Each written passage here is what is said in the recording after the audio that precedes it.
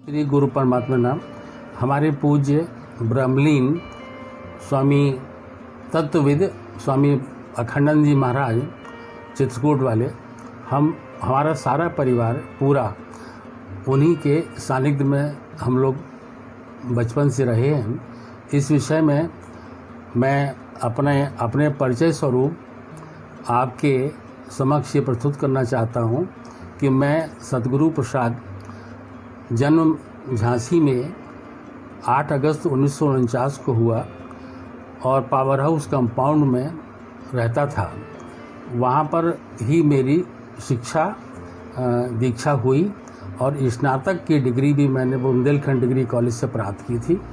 उसके बाद हम लोग स्वामी जी चूँकि वहाँ पर आया करते थे और आश्रम में लगभग 8-10 दिन निरंतर रहा करते थे। तो हमारी माता जी गुरुजी की शिष्या थीं और पूर्व में हमारी माता जी के विषय में माता जी जैसा बताती थीं कि उनके बच्चों का जन्म अपूर्ण होता था।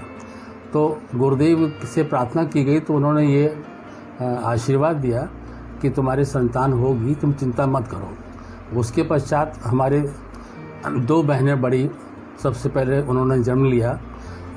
बड़ी वाली पूर्णा है और छोटी वाली उनसे मीरा। हम तीनों ही लोग पावर हाउस कंपाउंड में रहते हुए स्वामी जी का एक क्रम था कि वो सदैव शौच के लिए ग्वालियर रोड से निकल करके जंगल की ओर शौचादि क्रिया के लिए जाया करते थे। क्योंकि रास्ते में हमारा घर था पावर हाउस कंपाउंड में, तो मेरी इच्छा और मेरी माताजी की हुआ करती थी कि भैया मेरा एक नियम बन चुका था कि जब भी स्वामी जी जाते थे सुबह 5 बजे के आसपास, तो मैं सड़क पर आकर के खड़ा हो जाता था और उनको साष्टांग प्रणाम करता था। तत्पश्चात वो शौच क्रिया आदि के लिए चले जाया करते थे और लौटते समय मैं फिर उसी समय मैं लौट करके आ जाता था और पुनः उनको साष्टांग प्रणाम करता था। ये क्रम लगभग रोज हमारे जीवन में चलता रहा। कुछ दिनों बाद हमारी माता जी ने अचानक हमसे कहा कि भैया स्वामी जी जब लौट रहे हों तो तुम प्रणाम करने जाते हो, उनसे अनुरोध करना उनको घर लाने के लिए। तो मैं जाकर के सड़क पर इंतज़ार करने लगा। जैसे गुरुदेव लौटे तो मैंने साष्टांग प्रणाम वहीं सड़क पे उनको किया। तो उन्होंने कहा ठीक है शिवो उठो। मैं चूँकि काफ़ी 8वीं या 7वीं कक्षा में पढ़ता था, तो मैंने उसी समय स्वामी जी से एक विषय कहा कि स्वामी जी हमारे घर चलिए।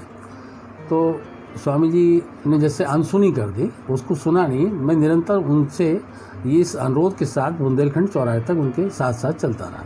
साथ में उनके संत मंडली भी थी, जिनमें प्रमुख रूप से स्वामी ओमकारानंद जी, स्वामी आत्मानंद जी, विषमानंद जी इत्यादि 4-5 संत रहा करते थे।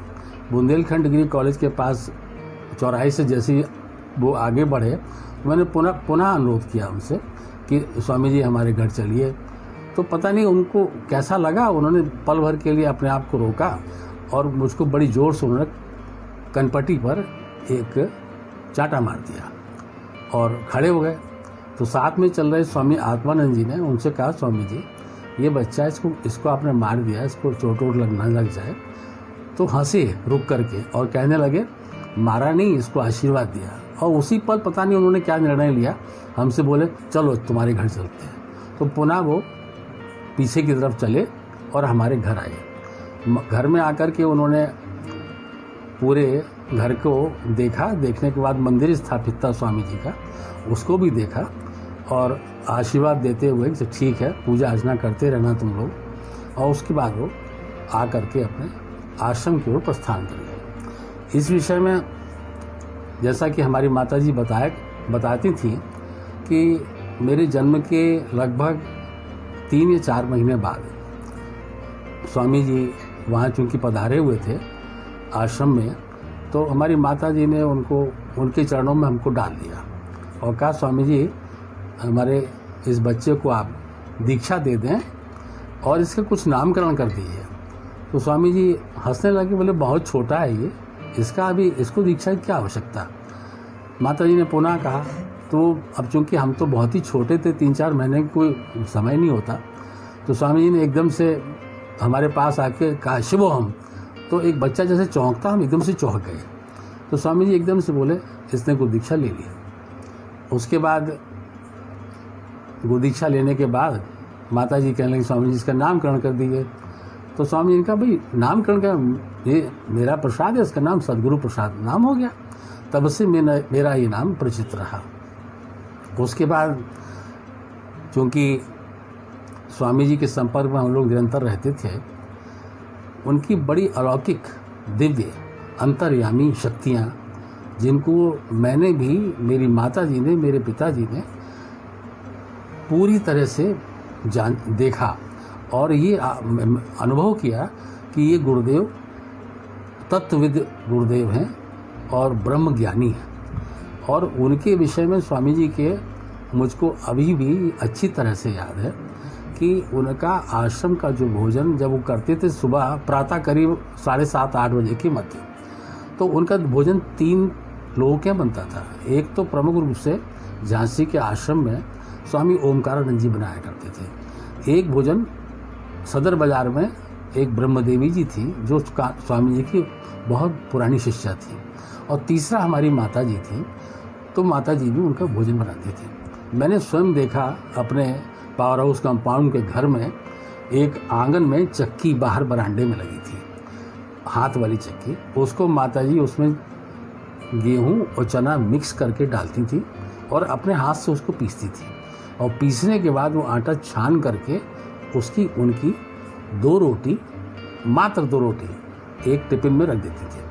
और उनका चूँकि मालूम था माता जी को कि ये किस प्रकार भोजन करते हैं, जरा सी दाल अरहर की और आलू, 2-3 आलू उबले हुए छील करके तवे में बगैर किसी चिकनाई के उसमें हल्की सी हल्दी लगा करके हल्का सा नमक डाल के माता जी ऐसे उसको फ्राई करती थी बगैर चिकनाई के। वो टिफिन लगा करके हमसे कह दिया करती थी लगभग रोज ही कि भैया जाओ स्वामी जी का को आश्रम में भोजन दिलाओ, उनका समय हो गया। मैं वो भोजन लेकर के साइकिल से स्वामी जी के यहाँ 7:30 बजे सुबह पहुँच जाया करता था। उस समय स्वामी जी अधिकांश में ऊपर जो छत थी हमारे आश्रम की, वहाँ एक तखत था, तखत पे विराजमान हो जाया करते थे, और तीनों भोजन आश्रम का बना हुआ, ब्रह्मदेवी जी का और हमारी माता जी का, तीनों उनकी अलग अलग प्लेट में लगा दी जाती थी। और स्वामी जी उनमें से एक एक कौर कभी आश्रम का लिया, दाल में भिगोया खाया, माता जी का लिया, दाल में भिगोया, आलू ली, थोड़ा खाया। कुल मिला के शायद 2 या 2.5 रोटी या बहुत से बहुत 3 रोटी, इससे अधिक वो नहीं खाते थे। उसके बाद जो प्रसाद बच जाता था उनमें से, तीनों भोजनों में से, उन सबको मैंने जब तक स्वामी जी वहाँ रहे खूब महाप्रसाद के रूप में उसको पाया, और सारे भक्तों ने, संतों ने वो महाप्रसाद के रूप में ग्रहण किया करते थे। इस प्रकार से